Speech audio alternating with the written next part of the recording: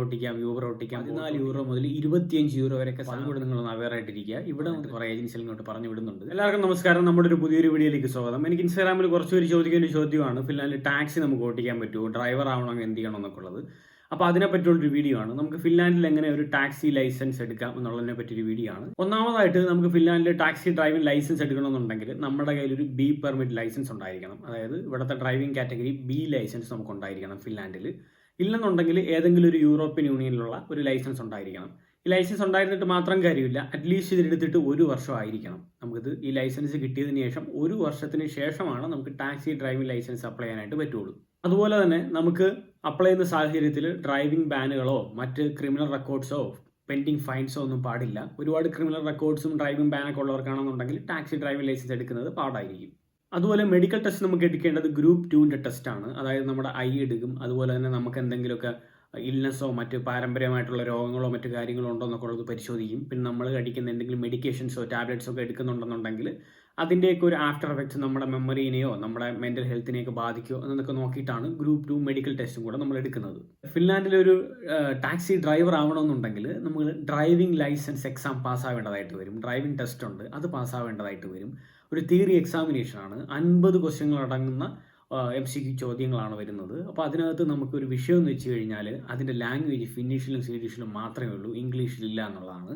അപ്പോൾ അതുകൊണ്ട് തന്നെ ഫിൻലാൻഡിൽ വന്നിട്ട് പെട്ടെന്ന് ടാക്സി ഓട്ടിക്കാം, യൂബർ ഓട്ടിക്കാം, ബോൾട്ട് ഓട്ടിക്കാം എന്നൊക്കെ പറഞ്ഞിട്ട് കുറേ ഏജൻസികൾ ഇങ്ങോട്ട് പറഞ്ഞു വിടുന്നുണ്ട്. അപ്പോൾ അതും കൂടെ നിങ്ങളൊന്ന് അവെയർ ആയിട്ടിരിക്കുക. ഇവിടെ വന്നിട്ട് ടാക്സി ലൈസൻസ് എടുക്കണമെന്നുണ്ടെങ്കിൽ ബി ലൈസൻസ് കിട്ടി 1 ഇയർ കഴിഞ്ഞ് ഫിന്നിഷിലോ സ്വീഡിഷിലോ മാത്രമേ എക്സാം അറ്റൻഡ് ചെയ്യാൻ പറ്റുള്ളൂ ടാക്സി ലൈസൻസ് എടുക്കാനായിട്ട്. അപ്പം ഫിൻലാൻഡിൽ ഈ ടാക്സി എന്ന് പറയുമ്പോഴത്തേക്കും ഒരുപാട് പ്രൈവറ്റ് കമ്പനികളുണ്ട്. അതായത് സിറ്റികളുടെ ടാക്സി ഉണ്ട്. ഫോർ എക്സാമ്പിൾ ഹെൽസിങ്കിലാണെങ്കിൽ ടാക്സി ഹെൽസിങ്കി ഉണ്ട്. ഇപ്പോൾ വാസയിലാണെങ്കിൽ ടാക്സി വാസ, റോവാനുമിൽ ടാക്സി റോവാനുമി അങ്ങനെയുണ്ട്. പിന്നെ കുറേ പ്രൈവറ്റ് ടാക്സികളുണ്ട്. പിന്നെ ഓഫ് കോഴ്സ് നമ്മുടെ യൂബർ ഓല, നാട്ടിൽ യൂബർ ഓല പോലെ ഇവിടെ യൂബർ ബോൾട്ടൊക്കെ ഉണ്ട്. അപ്പോൾ ഇതിലൊക്കെ ടാക്സി ലൈസൻസ് ആവണമെങ്കിൽ നമുക്ക് വേണ്ട ഒരു സാധനമാണ് ടാക്സി ഡ്രൈവിംഗ് ലൈസൻസ് എടുക്കണം എന്നുള്ളത്. അപ്പോൾ അതുണ്ടെങ്കിൽ മാത്രമാണ് ഇവിടെ ടാക്സി ഓടിക്കാൻ പറ്റുള്ളൂ. ചുമ്മാ നമുക്ക് നാട്ടിലെ പോലെ അങ്ങനെ വന്ന് പെട്ടെന്നൊരു ലൈസൻസ് എടുത്തിട്ട് പെട്ടെന്നൊരു രജിസ്ട്രേഷൻ എടുത്തിട്ട് പെട്ടെന്ന് ഓടിക്കാനായിട്ട് ഇവിടെ പറ്റില്ല. ടാക്സി ഡ്രൈവിംഗ് ലൈസൻസ് എടുത്തതിന് ശേഷം നമുക്ക് ഒന്നുകിൽ ഇവിടുത്തെ സിറ്റിയിലുള്ള ടാക്സി അല്ലെങ്കിൽ പ്രൈവറ്റ് ആയിട്ടുള്ള ടാക്സികൾ നമുക്ക് രജിസ്റ്റർ ചെയ്ത് ടാക്സി ഡ്രൈവർ ആവാനായിട്ട് പറ്റും. ഇനി അങ്ങനെയല്ല നമുക്ക് യൂബറോ ബോൾട്ടോ ഒക്കെ ആണെന്നുണ്ടെങ്കിൽ ആ ആപ്പ് വഴി നമ്മൾ രജിസ്റ്റർ ചെയ്തിട്ട് എടുക്കാനായിട്ട് പറ്റും. അപ്പോൾ യൂബറിൽ നമുക്കൊരു ഓപ്ഷനും കൂടെ ഉണ്ട്. അതായത് നമുക്ക് തന്നെ ഇവിടെ ഒരു സെൽഫ് എംപ്ലോയ്ഡ് അല്ലെങ്കിൽ ഒരു ഓൺട്രപ്രണറെ പോലെയാണ് ഒരു ടാക്സി ലൈസൻസ് അല്ലെങ്കിൽ ടാക്സി ഓടുന്ന ഒരാളെ കാണുന്നത്. അപ്പോൾ അതുകൊണ്ട് തന്നെ നമുക്കൊരു ബിസിനസ് ഐഡിയും അതുപോലെ ഒരു ഓൺട്രപ്രണർഷിപ്പിൻ്റെ ഒരു കമ്പനി രജിസ്ട്രേഷൻ ഒക്കെ എടുത്തു കഴിഞ്ഞാൽ ഇൻഡിപെൻഡൻ്റ് ആയിട്ട് തന്നെ നമുക്ക് ഓട്ടിക്കാനായിട്ട് പറ്റും. ഇനി അങ്ങനെയല്ല ജസ്റ്റ് ഒരു ടാക്സി ഡ്രൈവിംഗ് ലൈസൻസ് മാത്രമേ എടുക്കുന്നുള്ളൂ, ജസ്റ്റ് ഒരു യൂബർ ഡ്രൈവർ ആയാൽ മാത്രം മതി, അതായത് ജസ്റ്റ് ഓട്ടിച്ചാൽ മാത്രം മതി, അങ്ങനെയാണെന്നുണ്ടെങ്കിൽ നമുക്കതിൻ്റെ ഫ്ലീറ്റ് പാർട്ണറിൽ രജിസ്റ്റർ ചെയ്തിട്ട് ഇവിടെ ഒരു ടാക്സി ഓടിക്കാനായിട്ട് പറ്റും. ഇനി അതുപോലെ ഒരു പ്രൈവറ്റ് കമ്പനിയാണ് നമ്മളെ ടാക്സി ഡ്രൈവറായിട്ട് ഹയർ ചെയ്യുന്നുണ്ടെങ്കിൽ പെർ അവർ ഏതാണ്ട് നമുക്കൊരു 14 യൂറോ മുതൽ 25 യൂറോ വരെയൊക്കെ സാലറി കിട്ടുന്ന ജോബ്സ് ഉണ്ട്. പക്ഷേ ടാക്സി ഡ്രൈവിംഗ് ലൈസൻസ് എടുക്കണമെന്നുണ്ടെങ്കിൽ ഓഫ് കോഴ്സ് ഞാൻ നേരത്തെ പറഞ്ഞ പോലെ ഫിന്നിഷോ സ്വീഡിഷിലോ മാത്രമേ എക്സാം നമുക്ക് അറ്റൻഡ് ചെയ്യാൻ പറ്റുള്ളൂ. അപ്പോൾ അതുകൊണ്ട് ആ ലാംഗ്വേജ് നമ്മൾ പഠിച്ചാൽ മാത്രമേ നമുക്കൊരു ടാക്സി പോലും ഓട്ടിക്കാനായിട്ട് പറ്റുള്ളൂ ലിറ്ററലി. ഇനി ആ ഒരു പ്രൈവറ്റ് കമ്പനി ഹയർ ചെയ്യുമ്പോഴത്തേക്കും നമുക്ക് കാറ് വേണമെന്ന് ചില സാഹചര്യം നിർബന്ധം വരില്ല, ലൈസൻസ് മാത്രം മതി, അവർ കാറ് തരും. ഇനി അങ്ങനെയല്ല, നമുക്കിപ്പോൾ യൂബറൊക്കെ ഓടിക്കണമെന്നുണ്ടെങ്കിൽ കൃത്യമായിട്ട് അതിനകത്ത് മെൻഷൻ ചെയ്തിട്ടുണ്ട് ഏതൊക്കെ ബ്രാൻഡിൽ ഏതൊക്കെ മോഡൽ കാറുകളാണ് യൂബർ ടാക്സി ആക്കാൻ പറ്റുമെന്നുള്ളത്. അപ്പോൾ അത് നമുക്ക് ആ ഒരു ബ്രാൻഡിലുള്ള കാർ തന്നെ ഉണ്ടായിരിക്കണം, എങ്കിൽ മാത്രമേ നമുക്കതിൽ ഓട്ടിക്കാനായിട്ട് പറ്റുള്ളൂ.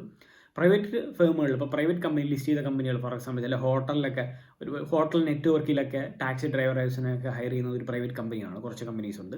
അപ്പോൾ അവിടേക്ക് ഉണ്ടെന്നുണ്ടെങ്കിൽ നമുക്ക് ലൈസൻസ് മാത്രം മതിയാവും, കാറ് വേണമെന്ന് നിർബന്ധമില്ല. കാരണം ഇവിടെ ഈ ലിസ്റ്റ് ചെയ്തിട്ടുള്ള കാറുകളൊക്കെ മേടിക്കണമെങ്കിൽ ഒരു സെക്കൻഡ് ഹാൻഡിന് അത്യാവശ്യം കുറച്ചധികം പൈസ വരുന്നുണ്ട് നമുക്ക് മേടിക്കാനായിട്ട്.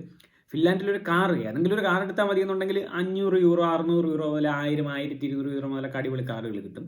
പക്ഷേ യൂബറിലൊക്കെ ലിസ്റ്റ് ചെയ്ത കാറുകൾ അത്യാവശ്യം പ്രീമിയം എന്നൊക്കെ വേണമെങ്കിൽ വിളിക്കാം, അതിനൊക്കെ ലിസ്റ്റ് ചെയ്ത കാറുകൾ മേടിക്കണമെങ്കിൽ അത്യാവശ്യം പൈസ ചിലവുള്ള ഒരു സംവിധാനം തന്നെയാണ് യൂബർ ടാക്സി ഓടണമെങ്കിൽ തന്നെ. ഇനി ഫിൻലാൻഡിൽ എങ്ങനെയാണ് ഒരു ബി പെർമിറ്റ് എടുക്കുന്നത്? നമ്മുടെ ഇന്ത്യൻ ലൈസൻസ് ഉപയോഗിച്ചിട്ട് ഇവിടെ എത്ര കാലം ഓട്ടിക്കാം അതിൻ്റെ ഡീറ്റെയിൽസ് ഒക്കെ ഞാനൊരു ഷോർട്സിൽ കൊടുത്തിട്ടുണ്ട്, നിങ്ങൾക്ക് ഈ ഐ ബട്ടണിൽ ക്ലിക്ക് ചെയ്താൽ കാണാനായിട്ട് പറ്റും. അപ്പോൾ താല്പര്യമുണ്ടെങ്കിൽ അത് കാണാം, വളരെ എളുപ്പമാണ്. അതിനുശേഷം എടുത്തതിന് 1 വർഷം ശേഷം മാത്രമാണ് നമുക്കൊരു ടാക്സി ലൈസൻസ് അപ്ലൈ ചെയ്യാനായിട്ട് അപ്രോച്ച് ചെയ്യാനായിട്ട് പറ്റുള്ളൂ. അതുമല്ല ഫിന്നിഷിലോ സ്വീഡിഷിലോ മാത്രമേ എക്സാം അറ്റൻഡ് ചെയ്യാൻ പറ്റുള്ളൂ. അപ്പോൾ നിങ്ങൾക്ക് മനസ്സിലായി കാണും ഫിൻലാൻഡിൽ ഒരു ടാക്സി ഓടിക്കണമെങ്കിൽ തന്നെ എന്തുമാത്രം കടമ്പകളുണ്ട്, എന്തൊക്കെയാണ് സാഹചര്യമെന്ന്. ഇവിടുത്തെ ഒരു സ്ട്രക്ചർ എങ്ങനെയാണ്, വീഡിയോ കണ്ടിട്ട് നിങ്ങൾക്ക് നെഗറ്റീവ് ഒന്നും ആവണ്ട, ഇവിടെ ഇങ്ങനെയാണ്. ഇവിടെ ഈ കാര്യം മാത്രമല്ല, പല കാര്യങ്ങളും എങ്ങനെയാണ്. പലരും എനിക്ക് ഒരുപാട് മെസ്സേജ് അയക്കുന്നുണ്ട്, കാരണം എന്തിനാണ് ഇങ്ങനെ ഏജൻസികൾ ചുമ്മാ കള്ളത്തരം പറയണമെന്ന് പിള്ളേരുടെ അടുത്ത്. വളരെ ആ പോസ്റ്ററൊക്കെ കാണുമ്പോഴതൊക്കെ സ്കാം പോസ്റ്റേഴ്സ് ആണെന്നൊക്കെ എനിക്കറിയാം. പക്ഷെ അതൊന്നും ഞാനിതിൽ കാണിക്കുന്നില്ല. കാരണം പലരും എനിക്ക് അയച്ചു തന്നതാണ്. അപ്പോൾ അങ്ങനെ കാണിക്കുന്നത് ശരിയല്ല.